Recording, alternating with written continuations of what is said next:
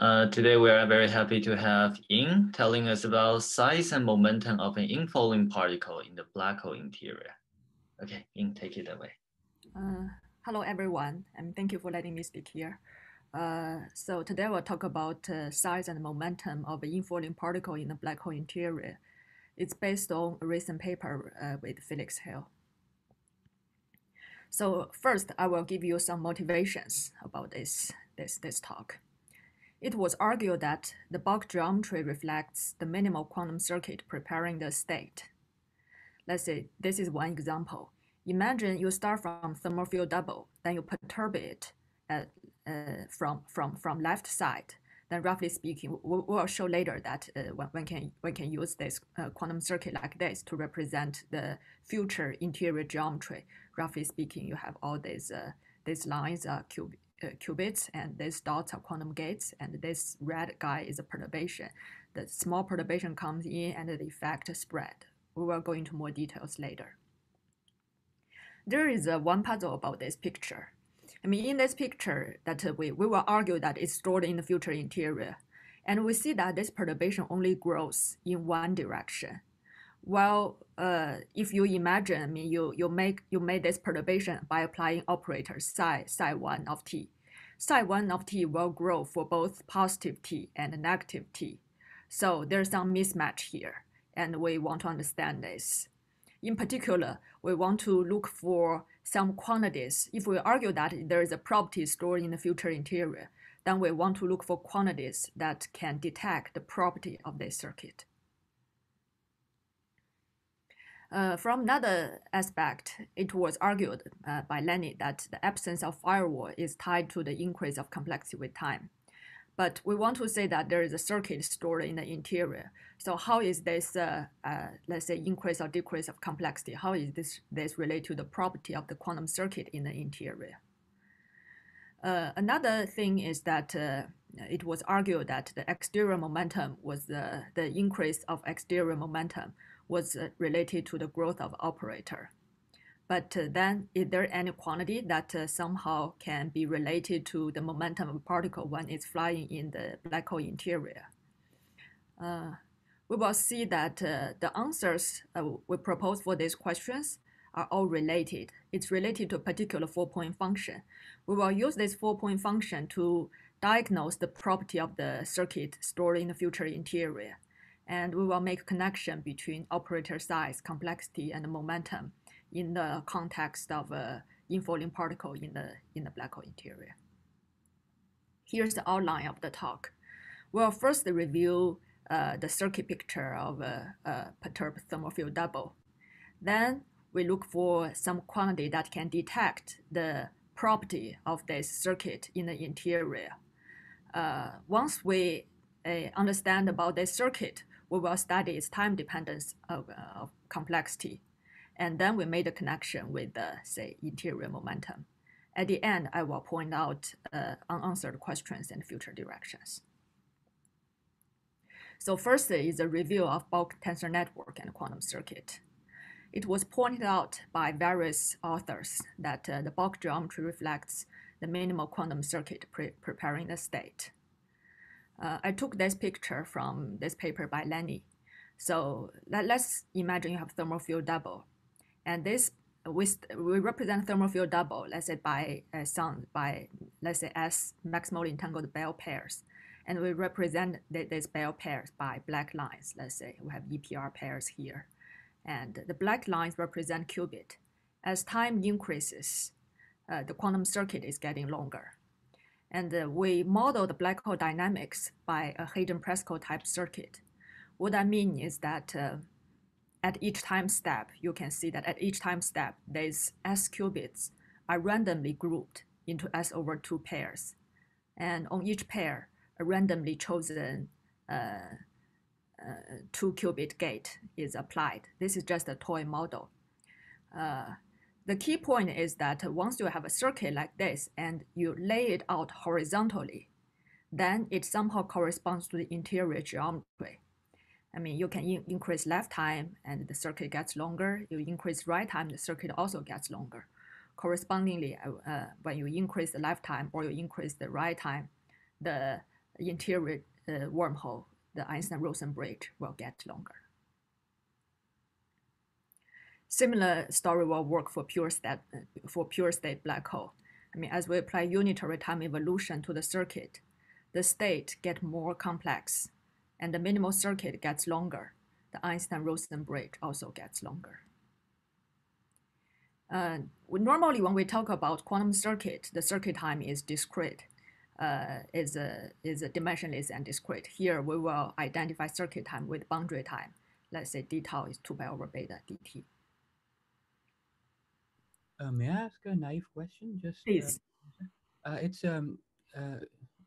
previous to the previous slide. Yeah. I just wanted to understand. So when you say that the quantum circuit is getting longer and longer in time, that basically means there are more and more gates or quantum gates are being thrown in. Yes, that's right. Not thrown in, gates are applied. Okay, I need to understand where these new gates are coming from, but this comes from boundary dynamics. I see. Let's say as you increase boundary time, your CFT dynamics, you imagine it can be carried out in a quantum computer, and you apply various gates. Mm-hmm. I see. It's not you throw in object. I mean, later we will throw in object, but here it's just the unperturbed dynamics of the CFT. On the boundary on the boundary. Okay, great. And so in your picture, it seems that the increase in left side and right side is symmetric, yeah, it doesn't have to be symmetric, but the point is that let's start from t equal to 0 slice. And as you increase left time or you increase right time, the circuit will get longer, the state will get more complex. Mm-hmm. And okay, it doesn't have to be symmetric. Thank you. It doesn't have to be symmetric. Okay. Thank you. Okay. So let's start from simplest example, thermal field double. As we mentioned before, we can represent thermal field double by S-Bell pairs. And the corresponding wormhole geometry has minimal length.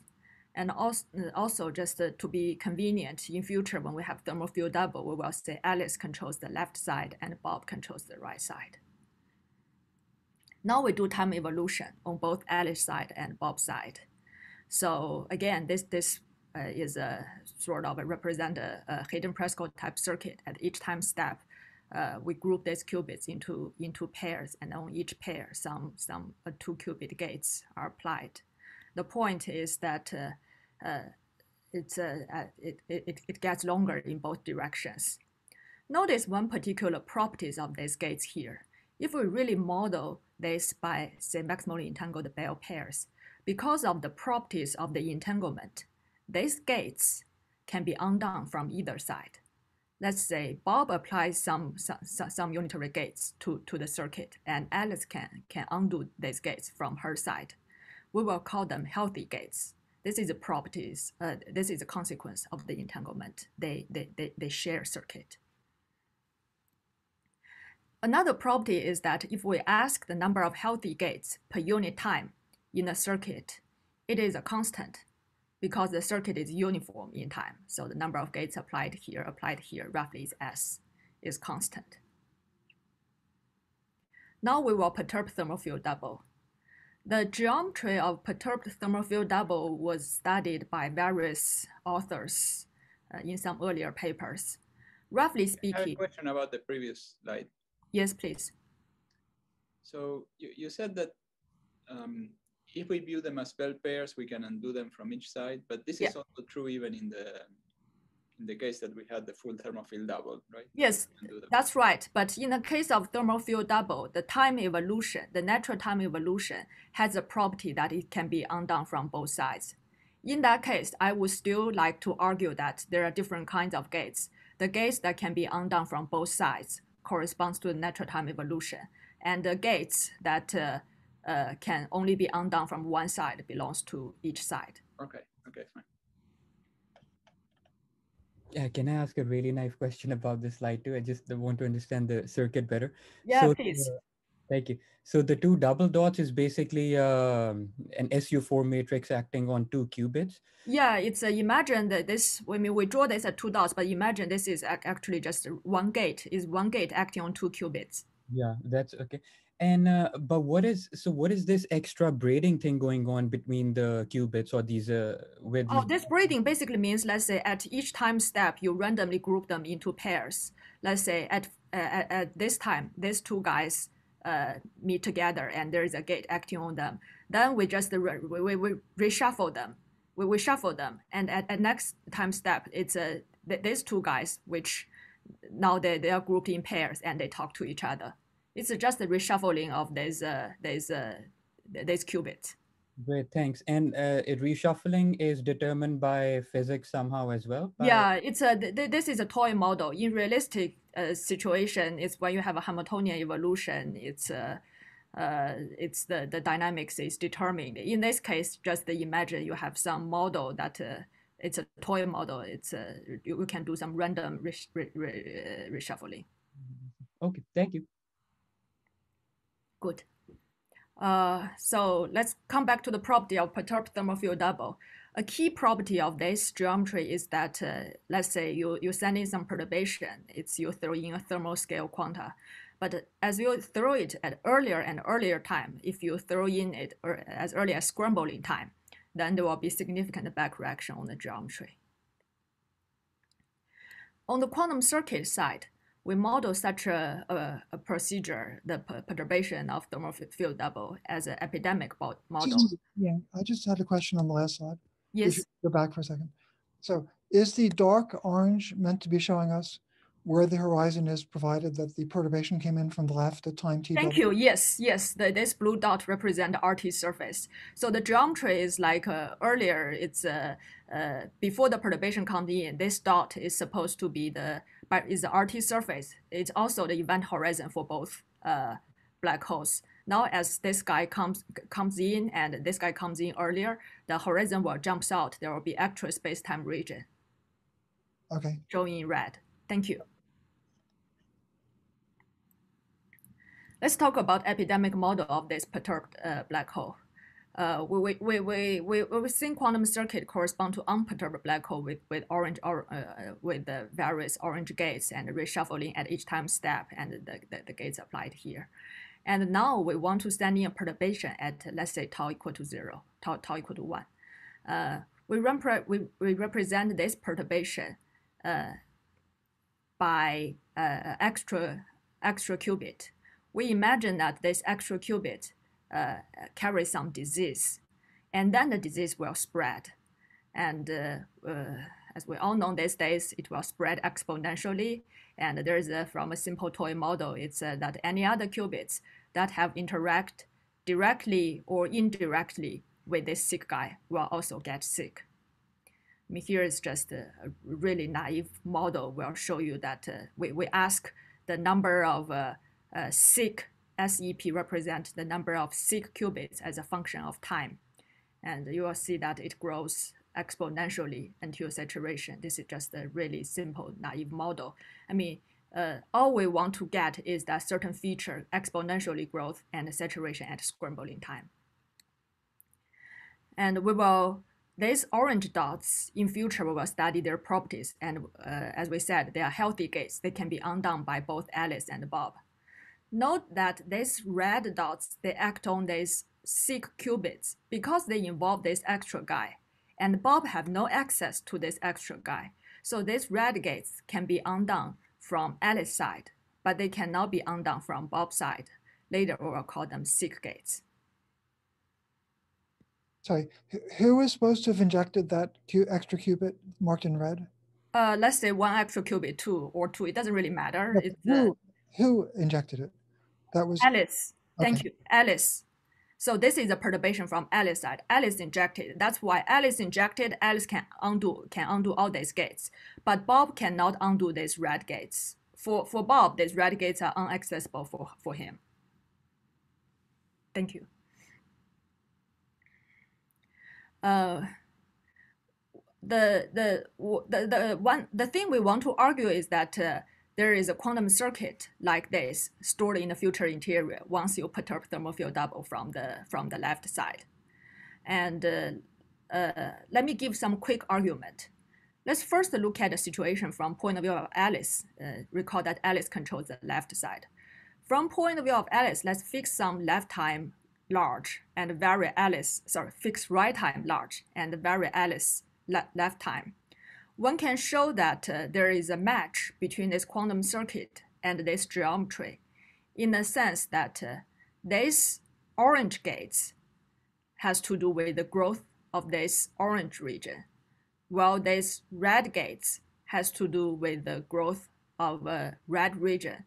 I won't go through the details here, but this can be seen by some quantitative comparison between the epidemic model and, let's say, you draw a geodesic, you see how this part grows with time. You see how this part grows with time. You look at the time dependence, then you can make some comparison between. Roughly speaking, is that from Alice's point of view, there is some match between this circuit picture and this geometry.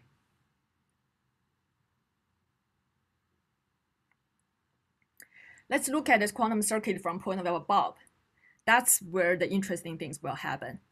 I mean, for Bob, without a perturbation, then it's just you have a unitary uniform circuit.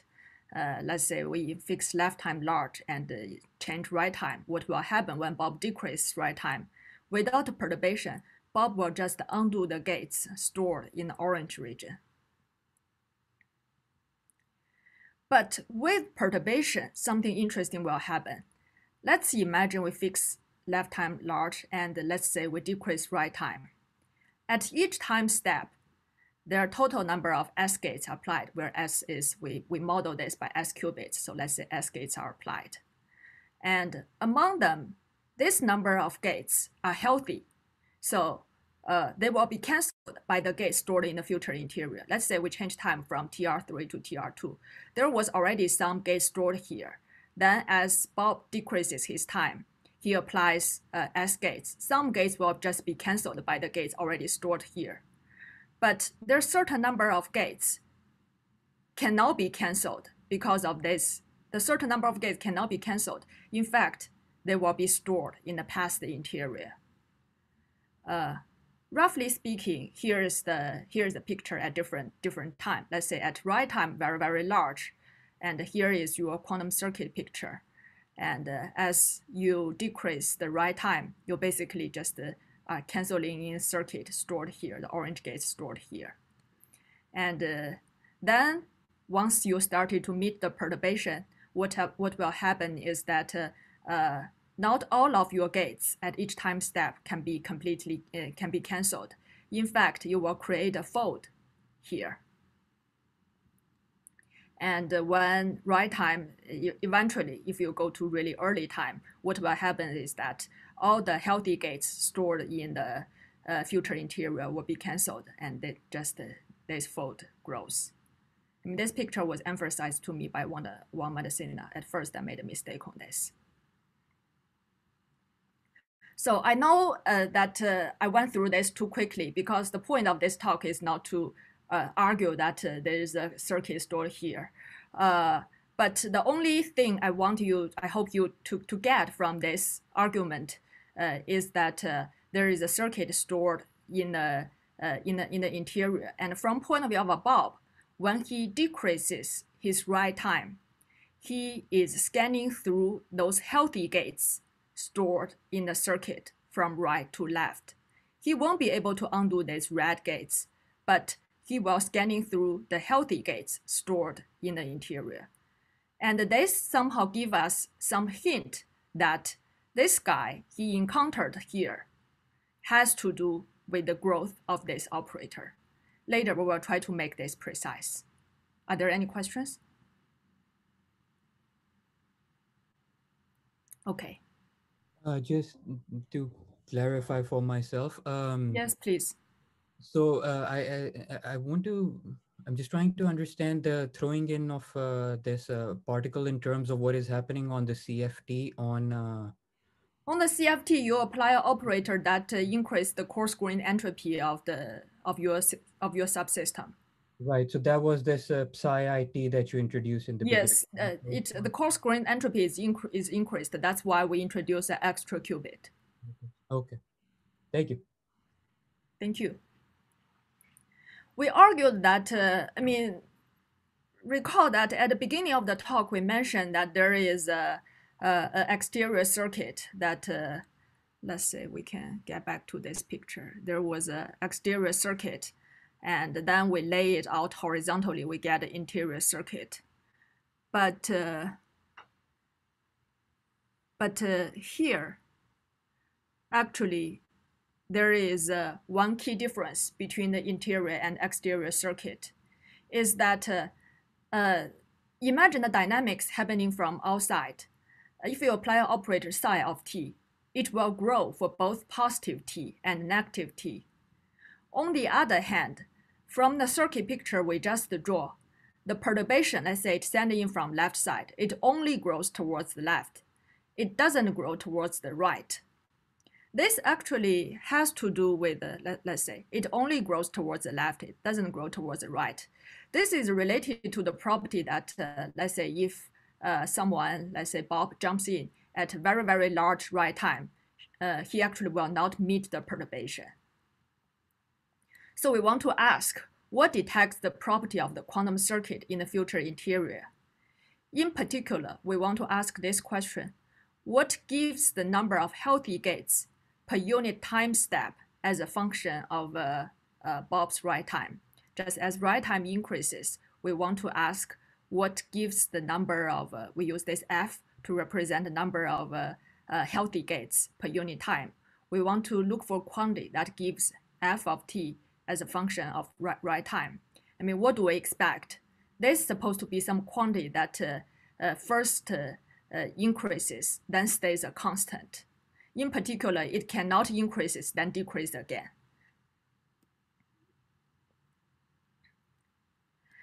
Because from this picture, it clearly has to do with the growth of operator, growth of some perturbation. So a very naive guess is this: just look at OTOC of some operator. Let's say psi 1 create a perturbation, then we detect this at psi j of t. But this quantity doesn't work because this quantity is the invariant under t to minus t. So the ordinary notion of size doesn't work because it's invariant under t to minus t. We need some notion of size that only grows in one direction.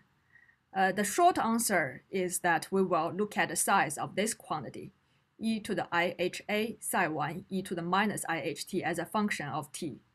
This a will fix this as a large positive number. This will break time reflection symmetry. This is a short answer. We will look at this in more detail. We consider this quantity. It's some 4-point function, and we call f as a function of 2 times a and tr. Let me explain this. What this 4-point function does is this. Imagine from now on, the perturbation always come in at t equal to 0 from left side. I mean, by boost symmetry, you can make it at arbitrary time. Let's say left time at t equal to 0. Then we want to ask about its property, especially from point of view of the right side. We look at the correlator from a particular left time, a large positive left time A and right time TR. And we are interested in this quantity as a function of right time. So the proposal will be that we somehow use this correlator to detect the properties of the circuit as a function of right time. At this stage, it makes no sense. It's completely guessing. And I hope I can give you more motivations as I explain. Rho is the... Rho is the density matrix. Okay, good, thank you. Let's first evaluate this. In low energy limit of SYK model, this calculation was carried out in a paper by Madisina, Stanford, and Yang. So one feature I want you to pay attention is that when A is very large, the A dependence drops out. And it indeed has the property that it only grows in one direction. Imagine a perturbation coming at t equal to 0. Basically, it stays very small until minus t scrambling time. So this transition represents roughly scrambling time. And then it stays almost 1. Let's look at this quantity, 1 minus f. And we use the asymptotic form of this hypergeometric function. Roughly speaking, this is how this guy behaves. We look at this as a function of minus tr. At the beginning, when minus tr is small, it grows exponentially in minus tr. Then, after scrambling time, it will saturate. I mean, this behavior of initially grows exponentially and then saturate after scrambling time. This very much mimics the growth of epidemic in a circuit model we saw. So we see that 1 minus f behaves like the percentage of infected qubits in the circuit model. Our proposal will be that somehow this f function, somehow we can use this f function to detect the percentage of healthy gates stored in the interior as a function of write time. And the hope is that I can give you some argument to show that it's plausible, it's reasonable. It's part of this is guesswork, but I hope to convince you that it's at least a plausible guess. Let's look at this function 1 minus f more carefully. And we want to show that somehow it behaves like it's related to the growth of operator. It behaves like the percentage of infected qubits. Growth of operator was studied before by various authors. Let's first look at the standard definition of what characterizes the growth of an operator. I mean, again, we look at SYK model. The infinite temperature size is defined, it's really simple. It's basically fermion number counting. I mean, you can define this as an operator, but essentially what this does is just count average number of fermions in one operator. For example, you have psi 1, then the size is 1. You have psi 1 plus psi 1, psi 3, psi 4, then the average size is 2, something like this. What's interesting is that we want to give an analog at finite temperature. It's done by Qi and Stryker in this paper. At finite temperature, how to define a size? Consider rho to the 1/2 as a background, where rho is the thermal density matrix. Then consider this operator, psi 1, acting on rho to the 1/2. And we use infinite temperature size, subtract off the size of this background. Then we do some overall renormalization. And it turns out that this way of defining finite temperature size, it actually gives you various properties you want, that it grows exponential in time, it saturates at scrambling time, and also later we will show that there is some comparison with momentum. The only point I want to make here is that the quantity f we used, if you look at 1 minus f, it can be written in a form that's very similar to this size people defined before.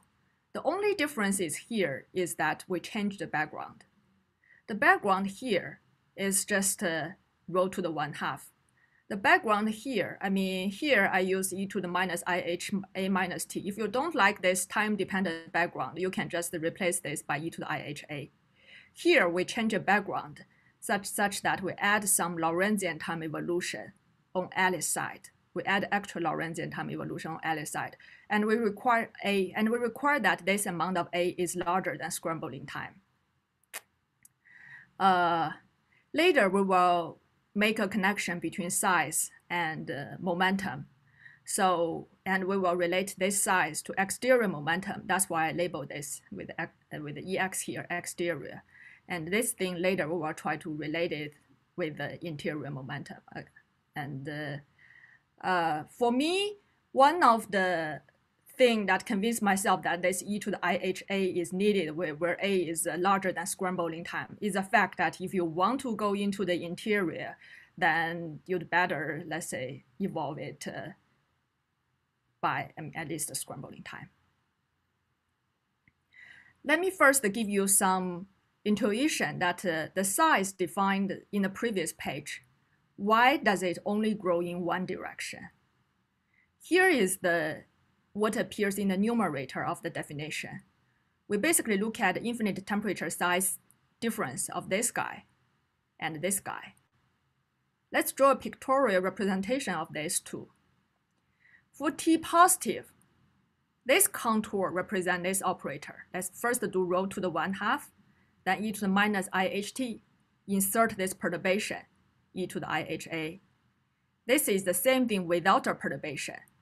We use the size of this, subtract off the size of this. We see that at the end of the day, we get a precursor-like thing, and its size will increase as T increases. But on the other hand, when T is negative, you'll see that then you no longer get a precursor-like contribution. So the crucial point is that this extra piece of Lorentzian time evolution breaks the time reflection symmetry inside of T. And that makes sure that this quantity only grows in one direction. This is one key property that we want in this definition of size. Once, let's say, so the logic is that we look for a quantity that can detect the properties of the interior circuit.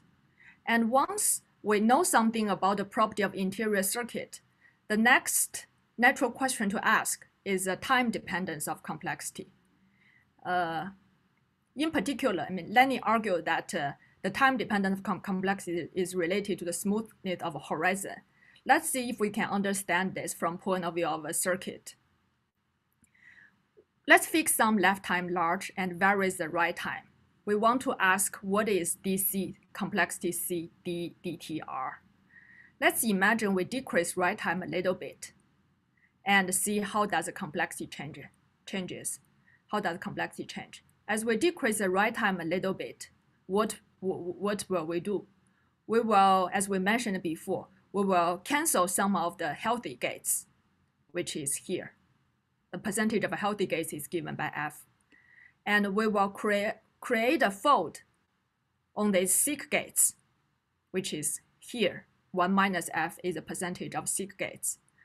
So at the end of the day, here is, if we say that, if we argue that there is a circuit like this, then here is the time dependence of complexity. What does this tell us? This tells us that when, so this guy, dc dtr, the rate of change of complexity will become negative when F becomes small.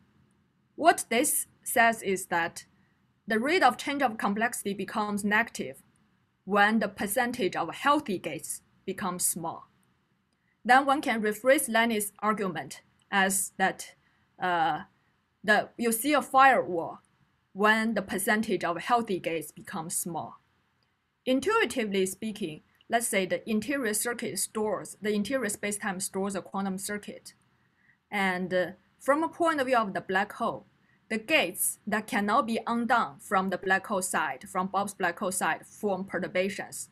When the size of such perturbation gets large, an infalling observer will see a firewall.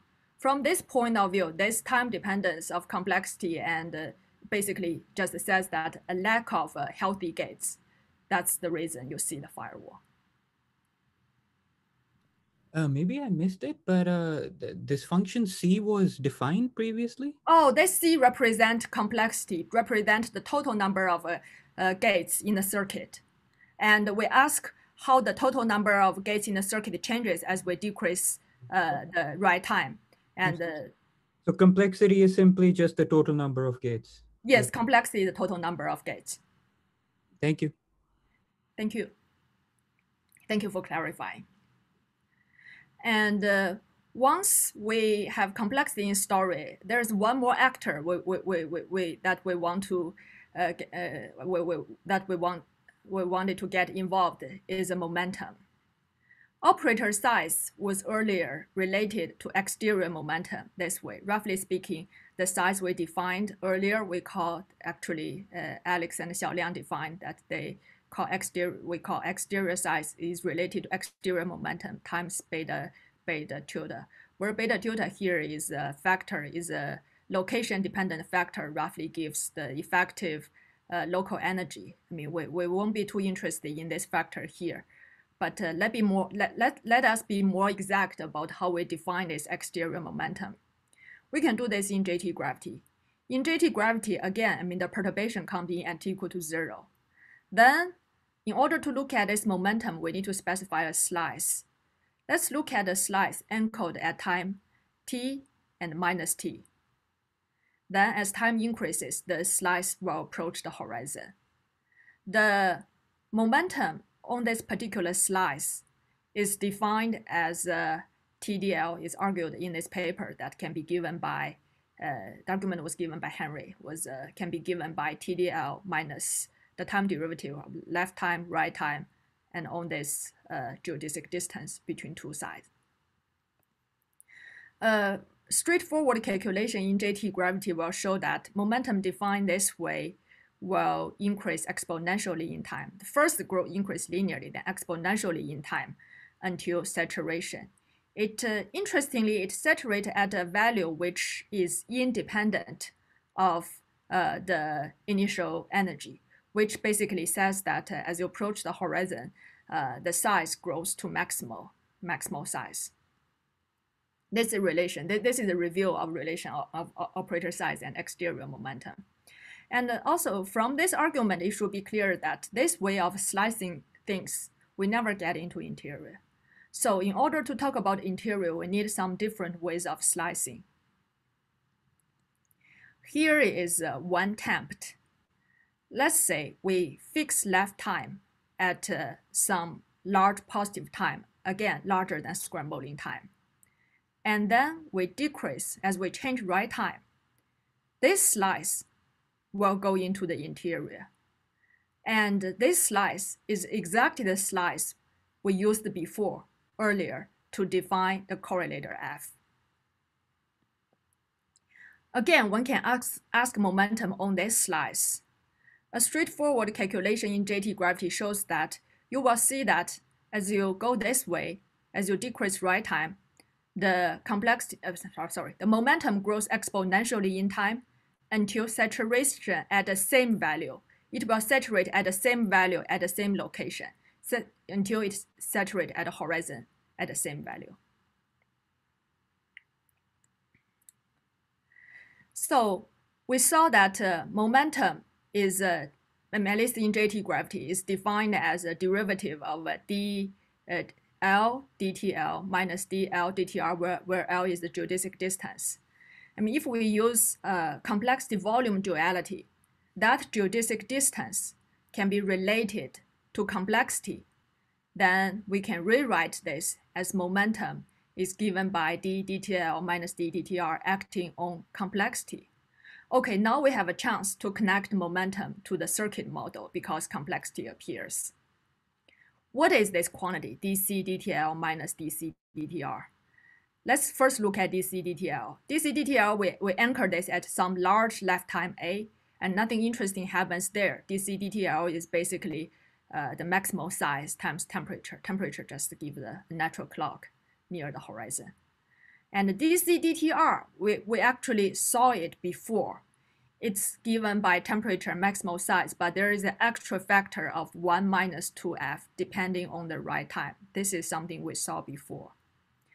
If you combine them together, you'll notice that this p momentum is proportional to 1 minus f, which is exactly what we call the interior size. And so again, we see that momentum is related to size. But this case, it's the interior momentum defined on the slice left at time A, right at time tr. Is this slice, the momentum on this slice is related to what we call the interior size defined on not a background rho to the 1/2, a slightly different background, e to the IHA times rho to the 1/2. So in order to check this, we make just some straightforward calculation to compare them. We plotted here both the momentum and the size. We see that they do not exactly match. And actually, in the earlier work with Henry and Wang, I mean, we know what exactly the momentum generator here is. But here, why don't we just directly use a momentum generator and say that that's related to the circuit property? The simple reason is that that has a form that's more complicated. We look for a quantity that what we call this quantity f. It's a simple 4-point function. It's basically the simplest choice you can get.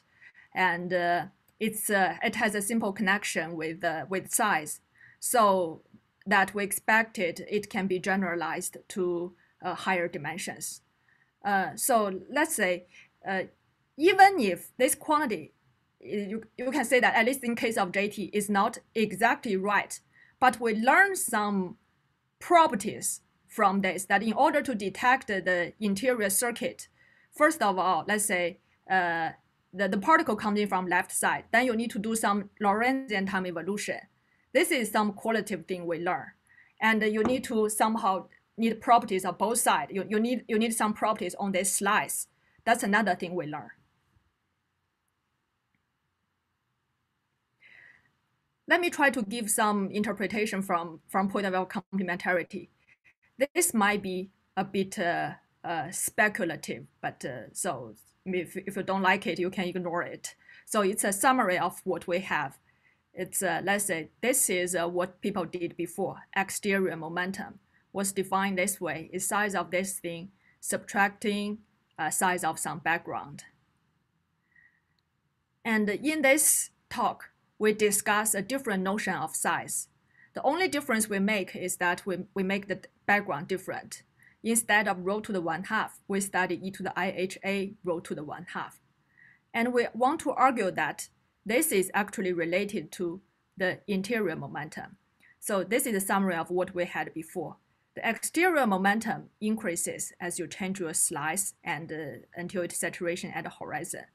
But if you slice this background differently, the momentum also increases until saturation at the horizon. One thing I want to emphasize here is that the fact that momentum size increases here does not mean that there is one single process during which the size first increase then decrease. We are not saying this. There's only one dynamics process here, which is the growth of this operator psi1 of t. Then we are simply studying its size on different background. On this background, rho to the 1/2, we relate this size to the exterior momentum. If we look at this with different correlators on this different background, e to the IHA rho to the 1/2, we add some Lorentzian time evolution, then somehow we get the interior momentum. And we view this as some sort of complementarity. Let's see. Okay, I have a little bit of time. I'll first point out future directions, then maybe I can say a couple of words about other things. So there are unanswered questions. First of all, how to detect the region close to the inner horizon. I mean, in this work, we can, we basically work in JT gravity. We can work work until the region where the dilaton is 0, but we cannot detect the region where dilaton is negative. So we don't know how to detect the region close to the inner horizon. And we propose the relation between interior size and interior momentum. The most important question for me, the most difficult question for me is that how general is this relation? What about pure state black holes? Eventually, we want to understand what happens to, let's say, black hole microstates. Let's say, for example, energy eigenstate. One biggest obstacle right now is to define size for a pure state black hole. What to replace that background rho to the 1/2? Let's say if I just give you energy eigenstate, what quantity can we use to replace that rho to the 1/2? And if anyone has some thought, I would be really happy to hear, to discuss with. And the entire computation was done in SYK and JT gravity. We expect that there are some general lessons for higher dimensions. But in higher dimensions, again, there are various obstacles, like how to define the momentum rigorously. And there are any model that we can actually compute size, and how to define size in CFT. There are various problems. Since I still have some time before I end, I'd like to point out some of other things. It's basically I find interesting. It's basically ongoing work with Felix Hill. I mean, in this work, we discuss we basically, in order to say detect in the interior properties of the properties of the particle in the interior, we study the operator e to the IHA psi 1 of t rho to the 1/2. Then what if you have two particles? One comes in from the left and one comes in from the right. In particular, one can ask you the question that do they collide in the interior or not? Do they meet in the interior or not? So a slight generalization of what we have is this. Here is an infinity. I didn't label an infinity here. Is to please focus on this operator. What this operator means is that you prepare thermal field double by rho to the 1/2. Then you perturb it from left by psi 1 at TWL. You perturb it by psi 2 from right side at time TWR. Then you do some Lorentzian time evolution on both left side and right side. I mean, earlier what we have is basically this half. Now we add this half. So we have one particle from the left, one particle from the right. One can look at the size of this particle.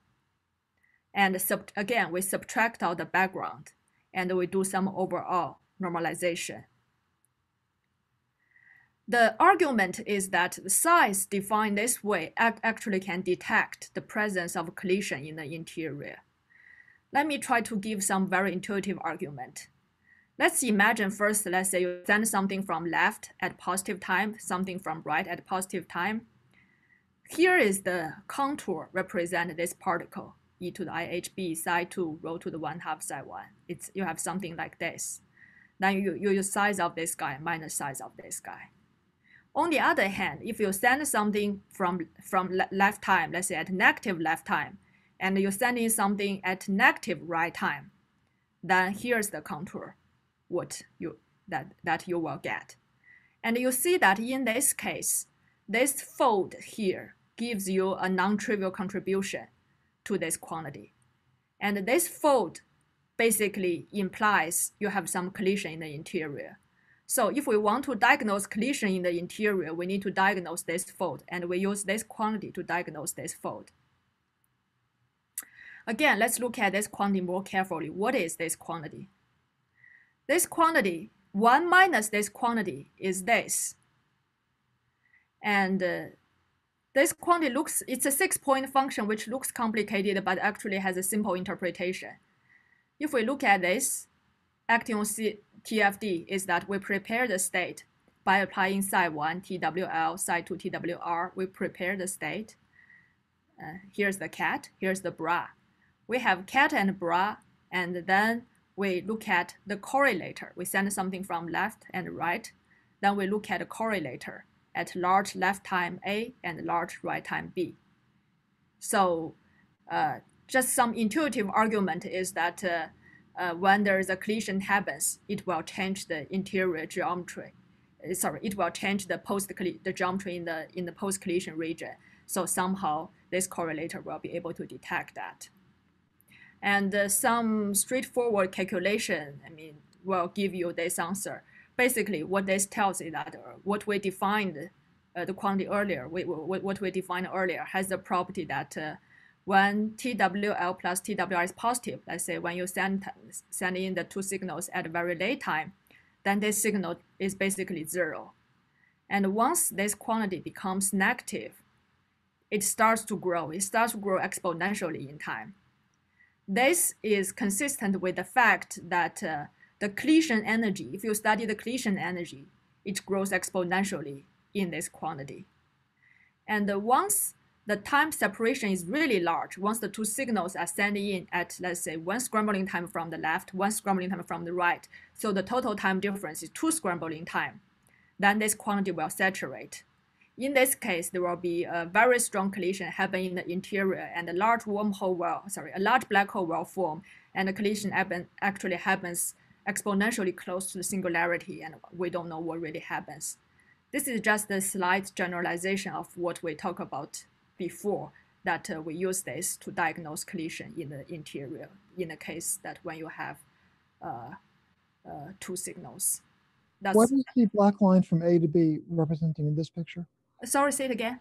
The black line from A to B, what does it represent? Oh, this means thank you. This means that when you take the correlator, one simple calculation of correlator is you look at the geodesic connecting A and B.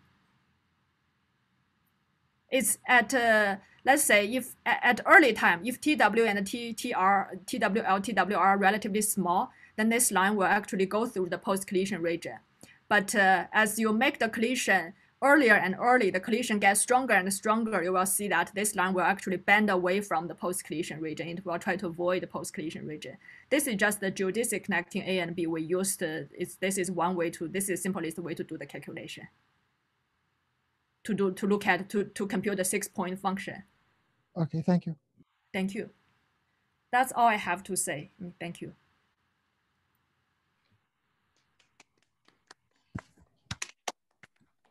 Right, thank you, Ying, for the nice talk. Any more questions for Ying?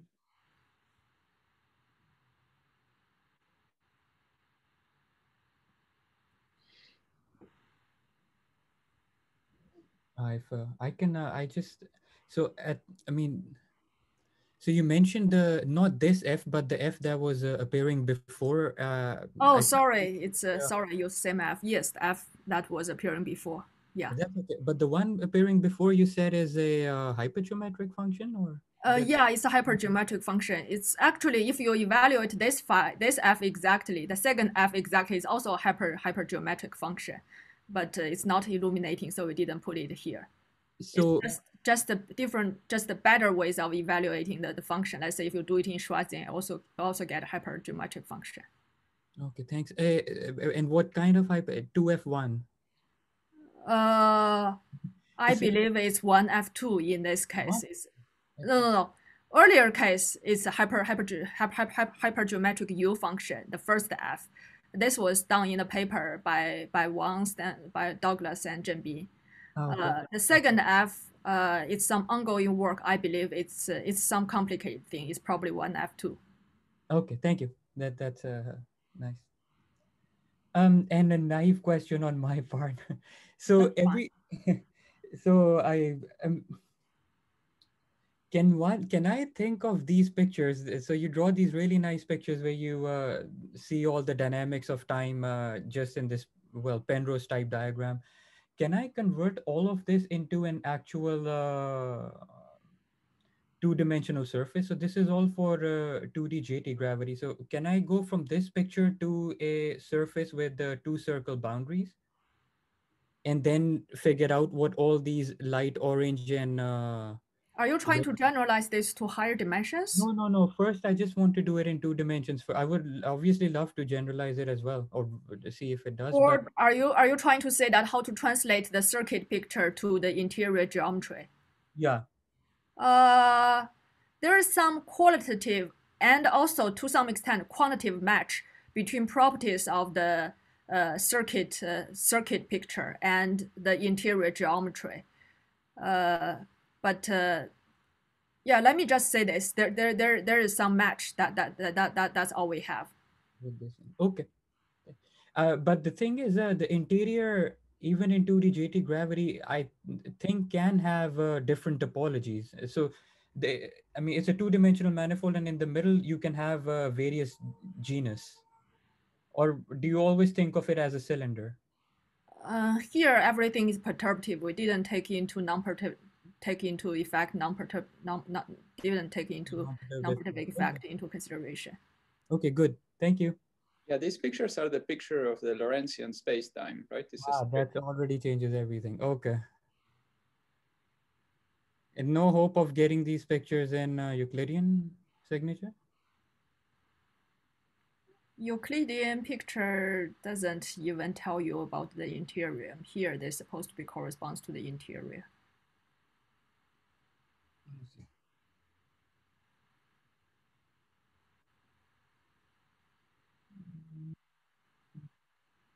Any other questions? All right. If not, let's